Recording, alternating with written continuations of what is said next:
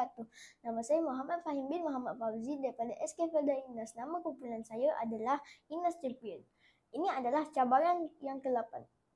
Selepas Arduino Uno bermula, jika nilai potentiometer kurang daripada 100, LED hijau akan menyala manakala LED kuning dan merah akan mati.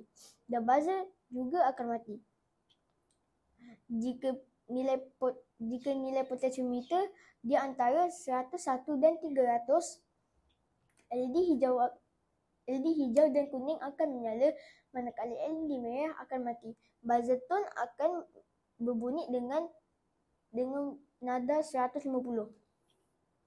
Jika nilai potentiometer 300 di antara 301 dan 510, LED hijau dan merah akan mati manakala LED kuning akan menyala. Dan buzzer tone akan berbunyi dengan nada 450. Jika nilai potentiometer di antara 501 dan 810,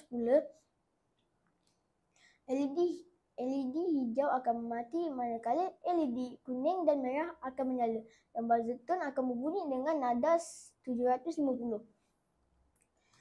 Jika nilai potentiometer lebih daripada 800, LED hijau dan kuning akan mati manakala LED merah akan menyala. Dan buzzer tone akan menyala dengan nada 950.